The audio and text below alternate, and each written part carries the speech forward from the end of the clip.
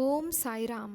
என் அன்பு குழந்தையே, என் பக்தனுக்கு பொறுமையும் நம்பிக்கையும் மிகவும் அவசியம். நீ என் மீது நம்பிக்கை இழக்காமல் பொறுத்திரு. உனக்காக நான் சுமைகளை தாங்கிக் கொண்டு இருக்கிறேன். எதுவாக இருந்தாலும் என்னிடம் சொல்லிவிடு, நான் அதை பூர்த்தி செய்வேன். உனக்கு பிறவியிலேயே உதவும் மனம் உண்டு. எப்போதும் ஓடி உதவுவாய். ஆனால் உனது கஷ்டங்களை பங்கு போட யாருமே முன்வரவில்லை. அப்படி இருந்த போதிலும் உனது எண்ணங்கள் மாறவில்லை. ஏனென்றால் ரசித்து ரசித்து வாழ்க்கையை வாழ்ந்து கொண்டு இருக்கிறாய். உன்னைப்போல் யாருமே இல்லை. உனக்கு கொடுத்துதான் பழக்கம், வருந்தி பழக்கம் இல்லை. கடுமையான துன்பத்தில் கூட அனைத்தையும் தாங்கிக் கொள்ள நினைக்கும் உன் மனம், நான் இருக்கிறேன் என்று தைரியமாக முன்னின்று பேச துடிப்பாய். ஏன் இப்படி நீ துடிக்கிறாய்? நீ கடந்து வந்த பாதைகள் பல உண்டு. வாழ்க்கையில் அனைத்தும் கிடைத்து அனுபவிக்க முடியாமல் அனைத்தையும் இழந்து மீண்டும் ஏறி வந்த பாதையை தேடி வந்திருக்கிறாய். உனது விடாமுயற்சி, குறிக்கோள்கள், இடைவிடாது நீ வினவும் என் நாமம், என்னை பற்றி முழுமையாக எடுத்துரைத்தல் என இப்படி செய்து கொண்டு இருக்கிறாய். எந்த சூழ்நிலையிலும் கவலை வேண்டாம், கலங்காதே. நான் உன்னை பாதுகாப்பேன். உண்மையான பக்தியொன்றே வாழ்க்கையில் மேலே வருவதற்கான அறிகுறி. உனது பூர்வ ஜென்ம சாபக்கேடுகள் இப்பொழுது அனைத்தையும் நான் விளக்கி, நீ இழந்தது அனைத்தும் மீண்டும் உனக்கு தேவைப்படும் காலகட்டத்தில் உன்னை தேடி வந்தடையும். காத்திரு. உன் வாயிற்கதவை தட்ட விரைவில் நான் வருவேன். அப்பா, நான் இருக்கிறேன், கலங்காதே. உன் வாழ்வு என் கையில். வசந்தம் வரும் உன் வாழ்வில்.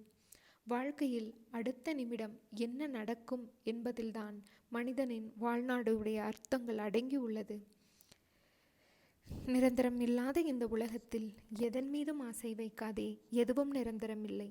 இருக்கும் வரை மகிழ்ச்சியாக இரு. பணிந்து போக தெரிந்து கொள், தவறு இல்லை. உறவுகளை வெறுக்காதே. ஒரு நாள் நிச்சயம் விடியும். உன்னை புரிந்து கொண்டு உன்னை தேடி பிரிந்த உறவுகள் ஓடி வரும். யாராக இருந்தாலும், உடன் பிறந்தவர்களோ இல்லை நெருங்கிய நண்பர்களோ இல்லை நம்பிக்கையான உறவுகளோ, கேளிக்கையாக நினைத்து ஏளனமாக பேசாதே. நீ காண்பது அனைத்தும் மாயை. இந்த பரந்த உலகத்தில் அறிமுகமாகும் அனைத்தும் மாயை. எதுவும் நிரந்தரமில்லை.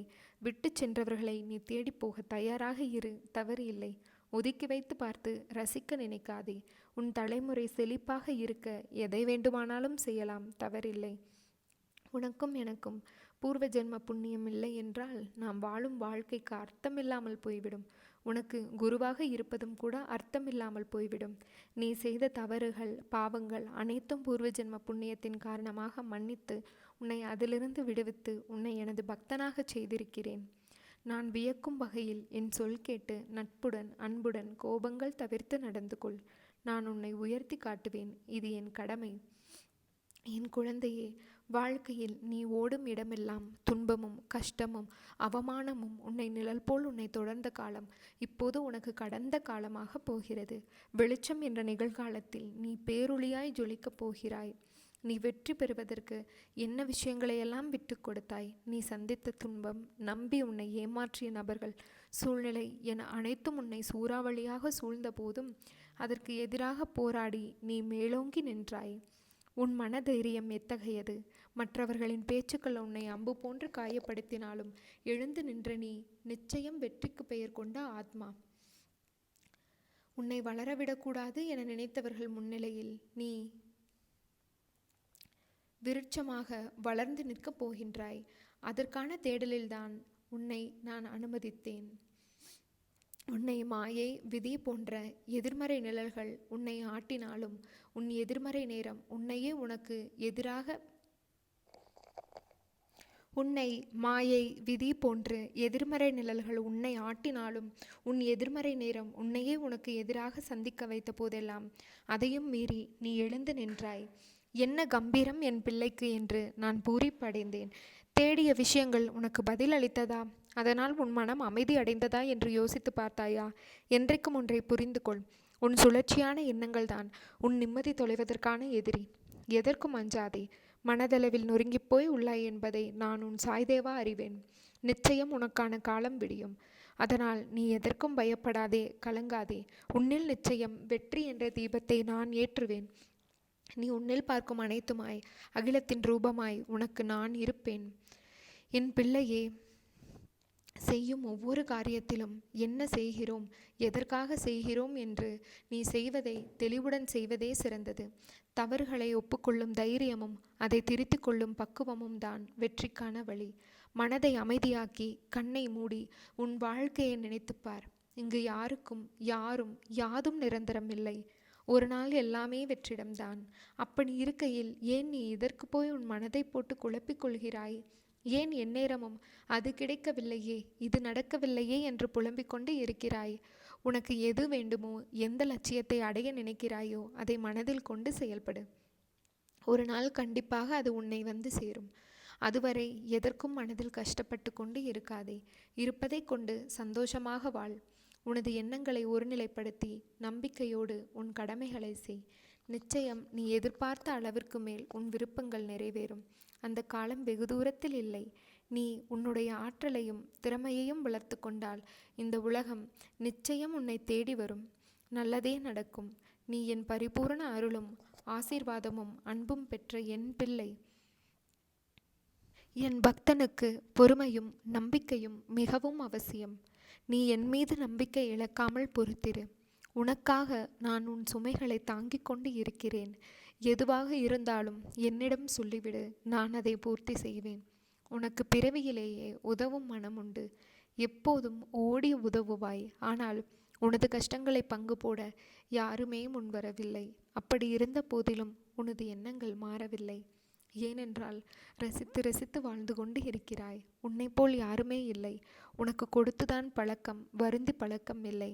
கடுமையான துன்பத்தில் கூட அனைத்தையும் தாங்கிக் கொள்ள நினைக்கும் உன் மனம் நான் இருக்கிறேன் என்று தைரியமாக முன்னின்று பேச துடிப்பாய். ஏன் இப்படி நீ துடிக்கிறாய்? நீ கடந்து வந்த பாதைகள் பல உண்டு. வாழ்க்கையில் அனைத்தும் கிடைத்து அனுபவிக்க முடியாமல் அனைத்தையும் இழந்து மீண்டும் ஏறி வந்த பாதையை தேடி வந்திருக்கிறாய். உனது விடாமுயற்சி, குறிக்கோள்கள், இடைவிடாது நீ வினவும் என் நாமம், என்னை பற்றி முழுமையாக எடுத்துரைத்தல் என இப்படி செய்து கொண்டு இருக்கிறாய். எந்த சூழ்நிலையிலும் கவலை வேண்டாம், கலங்காதே. நான் உன்னை பாதுகாப்பேன். உண்மையான பக்தியொன்றே வாழ்க்கையில் மேலே வருவதற்கான அறிகுறி.